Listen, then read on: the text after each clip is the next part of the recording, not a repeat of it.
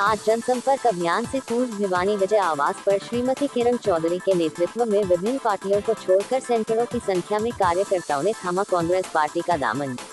किरण चौधरी ने कहा, कांग्रेस पार्टी के विचारों से प्रभावित होकर पार्टी में शामिल होने पर आप सभी का कांग्रेस परिवार में हार्दिक स्वागत। पार्टी में आने वाले कार्यकर्ताओं का पूरा मान सम्मान किया जाएगा। बना देंगे। बढ़िया। अब मेरे हाथ का पहन रहे हो? अगर सही नहीं हुआ ना तो यूँ कर दोगे। अमर सिंह जी मेरे हाथ मेरे पहन रहे हो? तो राकेश साहब ये देखिए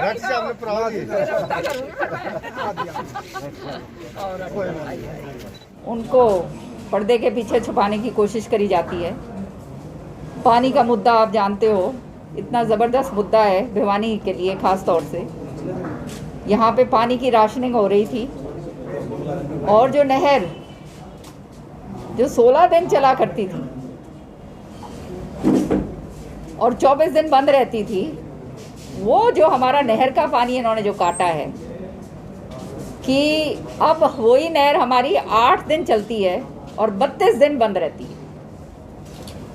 अब जब मैं यहाँ पे जन स्वास्थ्य मंत्री थी उस समय जो है टैंक्स और ये सब कुछ मैंने बनाए थे, लेकिन दुर्भाग्य की बात ये कि वो 7 साल के अंदर कोई उसका रख रखाव नहीं हुआ, कोई पैसा यहाँ पे निर्धारित नहीं करा गया जन स्वास्थ्य विभाग को, और नतीजा ये हुआ कि हमारे टैंक जो हैं वो खाली पड़े रहे।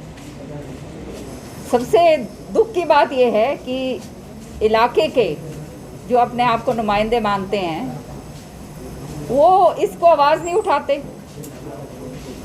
और यहाँ से हर तरीके की बरगलाने की बातें जो है वो करी जाती हैं। कहा गया कि मैं झूठ बोल रही हूँ, कोई पानी की कमी नहीं है।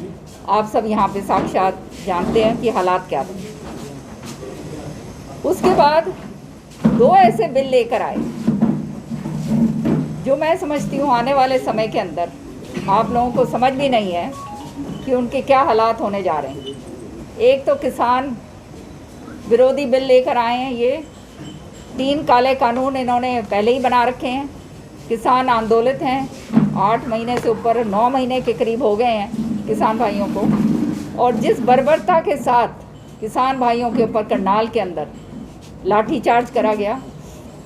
और मतलब हैरानगी की बात यह है कि एक IAS ऑफिसर ऐसे खुलकर बोल रहा है कि सिर फोड़ोगे या ना, ये बात मतलब आपने सबने देखा। और उसके बाद जो हालात हुए, जो सिर पे चोटें आई हैं, एक किसान भाई ने तो अपनी शहादत भी दी है, रह गया। और यहाँ के जो हमारे मंत्री हैं वो इन शहादतों के ऊपर, ये जो किसानों की मौत है उनके ऊपर मुखौल उड़ाते हैं। तो इस तरह की सरकार जब आ जाती है तो फिर क्या रह जाता है।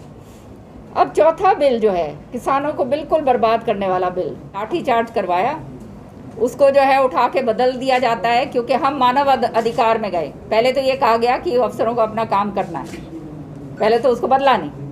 अब जब हम मानव अधिकार के अंदर हम लोग पहुँचे और वहाँ पे गुहार लगाई कि इस तरह से हरियाणा के अंदर जो है ज़्यादती किसान भाइयों के साथ हो रही है, तब जब नोटिस आज मानव अधिकार ने दिया है तो उस उठा के जो है उसको जो है एडिशनल सेक्रेटरी जो है पोस्ट करा गया है, तो उसको कोई मतलब उसको शाबाशी और दे दी।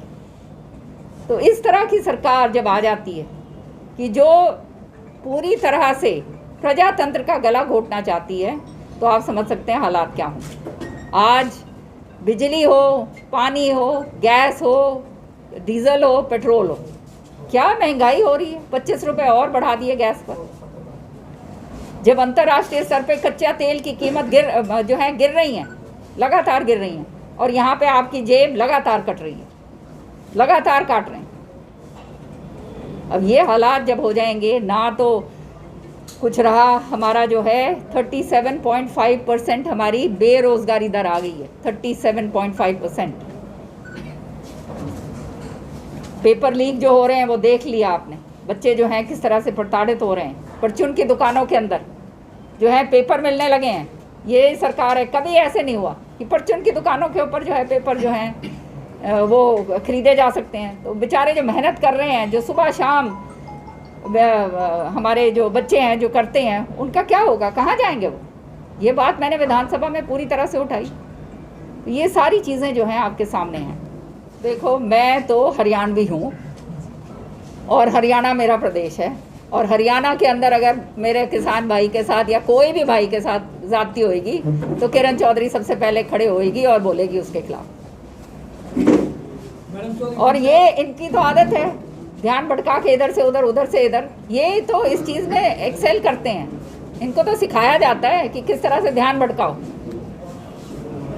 मैडम, 14 साल के नाम पे यूनिवर्सिटी तो बन गई, लेकिन उसमें आज भी भ्रष्टाचार है। जो सब्जेक्ट पढ़ाने वाले लोग हैं वो अलग सब्जेक्ट की भर्ती करते हैं, तो उससे क्या होगा? ये सरकार पे ज़बरदस्त तरीके से ये करा था कि नहीं, SYL नहर के ऊपर जो है वो रखा था, क्या कहते हैं, उपवास। मैंने विधानसभा में पूछा ना, मैंने कहा जी वो इतने भूखे मरे, सारा कुछ हुआ, वो SYL नहर कब आ रही है बताओ? कोई जवाब नहीं। तो ये तो इनको झूठ बोलना सिखाया जाता है, इनको बरगलाना सिखाया जाता है, इनको जाति पाति के अंदर तोड़ना सिखाया जाता है। उसी तरह से ये करते हैं, और तभी आज आप देख रहे हो देश के हालात क्या हो रहे हैं। ऐसे में क्या सरकार मैंने पूछा, ये विधानसभा में ये बात कही मैंने कहा जो 75% का बिल आप लेकर आए थे और जो वायदा करा था कि 75% बेरोज़गार बच्चों को रोज़गार देंगे, वो आप बताइए पिछले 2-2.5 साल के अंदर आपने कहाँ दिया है? कोई जवाब नहीं। तो जवाब थोड़ा है, ये तो खाली दिखावे के हैं। जो हालात आज हो रहे हैं, ये खाली जो किसान आंदोलन है, ये खाली किसानों को बर्बाद करने की बात नहीं है, क्योंकि हरियाणा कृषि प्रधान प्रदेश है। और अगर कृषि यहाँ पे पिटता है, याद रखना, व्यापारी हो, चाहे मजदूर हो, चाहे आम आदमी हो, उसकी जेब पे फर्क पड़ेगा। आप लोग सब जानते हैं, क्योंकि ये सब इंटर रिलेटेड है।